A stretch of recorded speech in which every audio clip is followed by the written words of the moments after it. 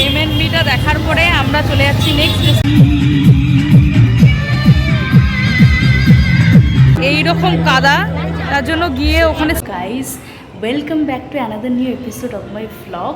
So এখন হচ্ছে আজকে বেসিক্যালি হচ্ছে 30th অফ অক্টোবরের মিডনাইট হয়ে গেছে বলা চলে, কারণ এখন অলমোস্ট রাত্রির 12টা বাজতে যায়।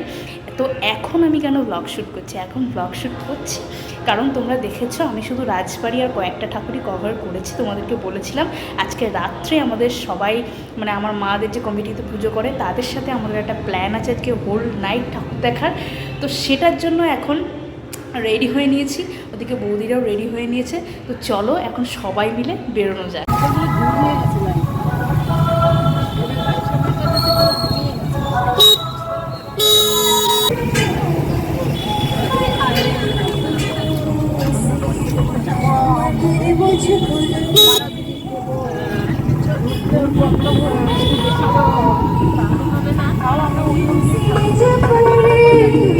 আমরা ঢুকছি শক্তিনগর বারোয়ারিটা দেখতে।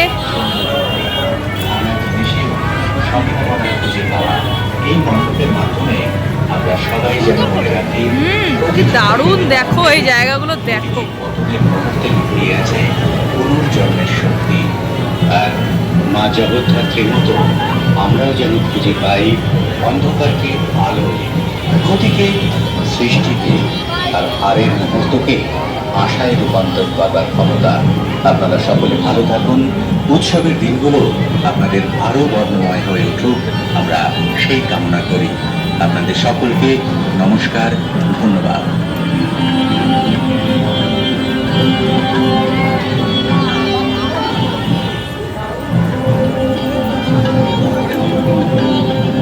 এটা ঠাকুরটা করেছে কৃষ্ণনগর শক্তিনগর বাজমাথামোড় বারোয়ারি জগদ্ধাত্রী পূজায় আপনাদের সকলকে যেমন বারোয়ারি জগদ্ধাত্রী পূজায় এবারে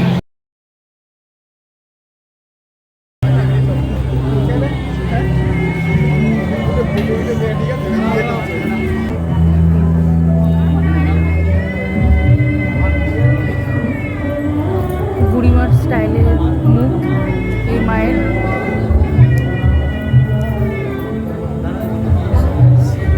ছবি তুলে দিই দাঁড়াও। এই যে এখানে দুর্দান্ত কিছু অসাধারণ বেতের কাজ করেছে বটে, কিন্তু আমাদের সামনে জায়গাটা দেখো কি অবস্থা। এই জগদ্ধাত্রী পুজোর দুদিন বৃষ্টি হয়ে এই রকম কাদা, তার জন্য গিয়ে ওখানে স্টলস প্রচুর বসেছে যে জিনিসপত্র তোমাদের আমি সামনে গিয়ে দেখাতে পারছি না।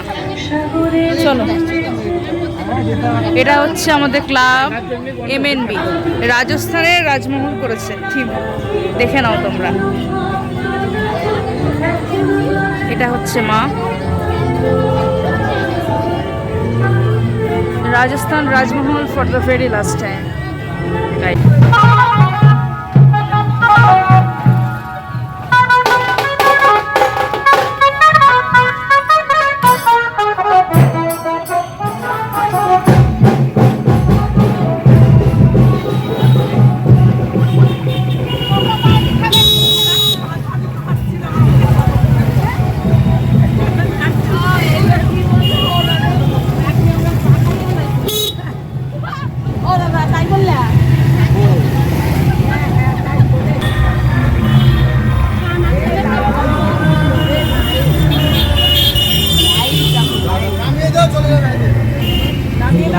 এমএনবিটা দেখার পরে আমরা চলে যাচ্ছি নেক্সট ডেস্টিনেশনে।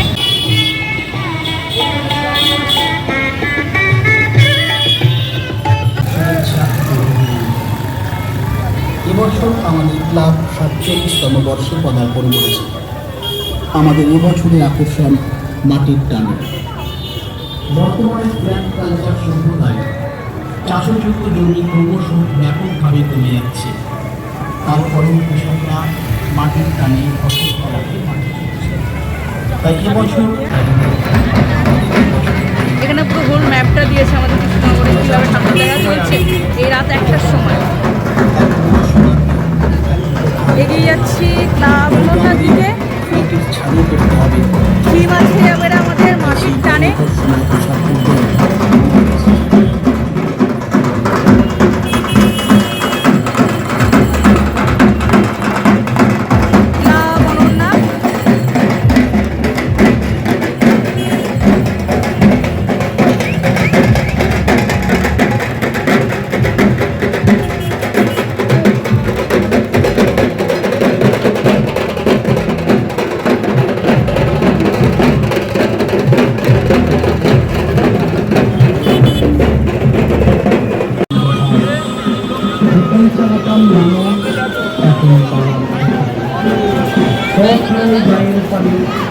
আকর্ষণীয় পোশাক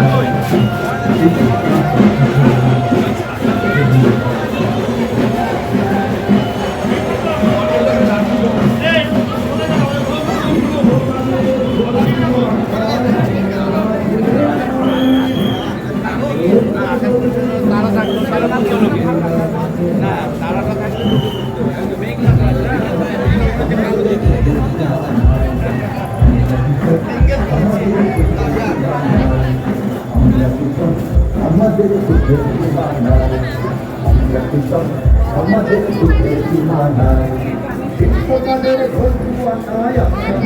লাভ অনন্যা দলের বিমান কাজের বিমানে না পাই আমরা কৃষক আমাদের দুঃখের সীমা নাই আমরা কৃষক আমাদের দুঃখের সীমা নাই আমরা কৃষক আমাদের দুঃখের সীমা নাই দুঃখের সীমা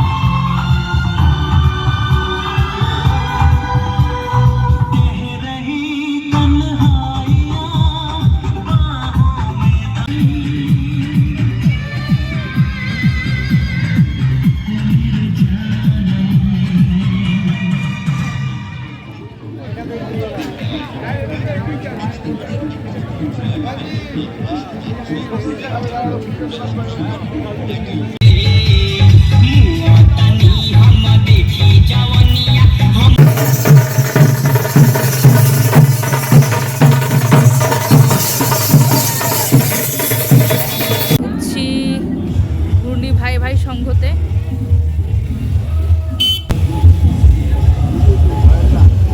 চলো একটু দিয়ে দিক দিয়ে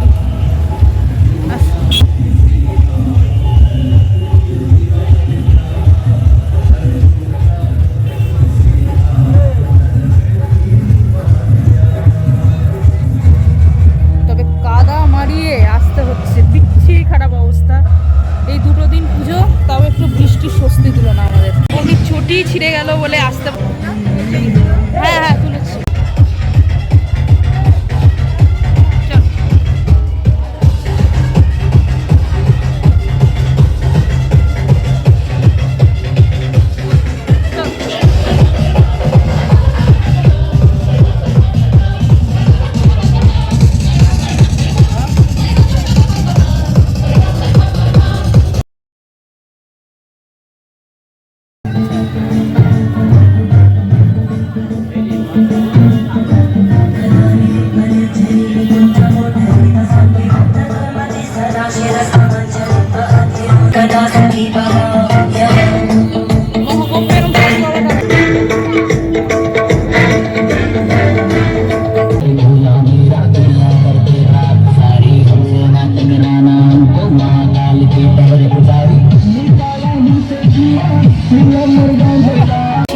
ঘূর্ণি নবরণ সংঘ, এটার থিম আছে চায়না মা উমা হতে, দিস হার্টস টু মাচ।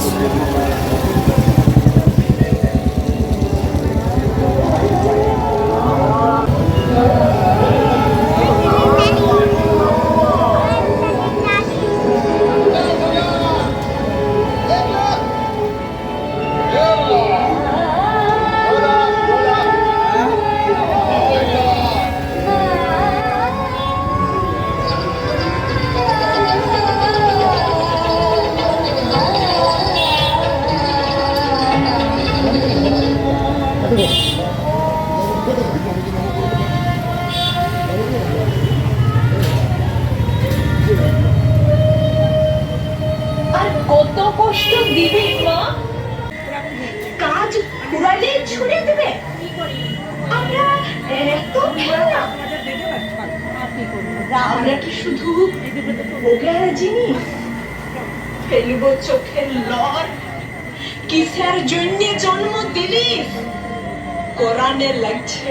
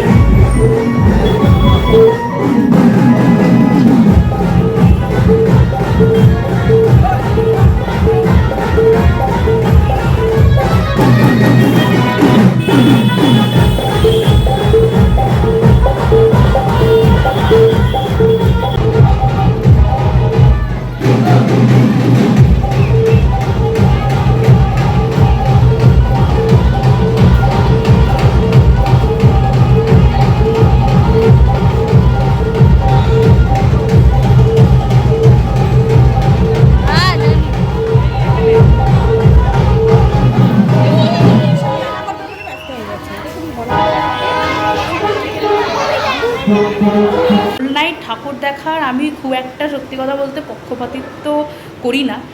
তার কারণ হচ্ছে যে আমার মনে হয় যে রাত্রিবেলা ঘুমটাই শ্রেয়। সারা দিন ধরে তুমি দেখে নাও, প্যান্ডেল হপ করো, আর রাত্রিবেলার টাইমটা তুমি তোমার মানে একটু রেস্ট করো। বাট এবারে আমাদের পুজো, এবারে সারা পুজো সারাটা দিন ধরে প্রচণ্ড রকমের রোদের তাপ, যেটার জন্য আমরা বেরোতেই পারিনি।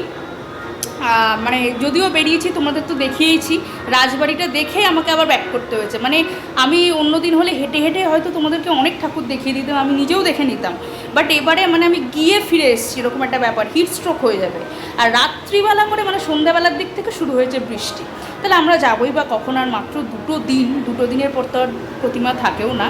তো যাই হোক, এবারে সত্যি খুব প্রবলেমেটিক ওয়েতে আমাদের হোল পুজোটা কাটছে। যাই হোক, কিন্তু তবুও তো দেখতে তো হবেই। তো দেখো, সত্যি কথা বলতে আমার এই হোল নাইট পুজো প্যান্ডেল হপিংয়ের প্ল্যানটা খুব অ্যাব্রাপ্টলি হয়েছে, এবং সেটাতে আমি রাজি ছিলাম, এবং সবাই মিলে ঘুরলাম, দেখলাম। সত্যি কথা বলতে আমার তো বেশ ভালোই লাগলো, ঠিক আছে, মানে একটা অন্যরকম অভিজ্ঞতা হলো। এবং এই যে প্যান্ডেল হপিংয়ের যে ব্যাপারটা, এই প্যান্ডেল হপিং আমি মানে হোল নাইট করেছিলাম হচ্ছে একদম ছোটোবেলা। তো জাস্ট একটা এক্সপিরিয়েন্স ছোটোখাটো ছিল। আগে আমরা ছোটোবেলা মানে কিছু ফ্যামিলি বাইরে থেকে কেউ এলে একসাথে সবাইকে নিয়ে ঘুরতে যেতাম। একদম ছোটোবেলা বাবা মাই নিয়ে যেত, তাদের সাথে হয়তো যেতাম। সে আমাদের এখানে ভ্যান হয়, রিক্সা হয়, সব ওটা তখন মানে ওই সময়টা ওই জিনিসগুলোই চলতো আর কি, ট্রান্সপোর্টেশন মানে মিনস ওইগুলোই ছিল। তো এখন তো টোটো করে আমরা সব যাই, আর বাকি তো হেঁটে হেঁটে নো এন্ট্রি হয়ে গেলে। তো আমরা বেসিক্যালি ওই সময়টা গেলাম, বিকজ 12টার পর আমাদের এখানে সব নো এন্ট্রি খুলে যায়। তো ওই সময়টায় আমরা গেলাম, ঘুরলাম, দেখলাম, সত্যি একটা নতুন রকমের অভিজ্ঞতা হলো। আমার তো বেশ ভালোই লাগলো। ডেফিনেটলি যতটুকু দেখাতে পেরেছি, তোমরা ডেফিনেটলি কমেন্ট করে জানিও তোমাদের কেমন লাগলো। আর ভিডিওটা অবশ্যই লাইক করো যদি তোমাদের ভালো লাগে। And yes, see you in the next video. আরও ধামাকাদার ব্লগস আসছে, তোমরা দেখতে থাকো আর কথা বলো।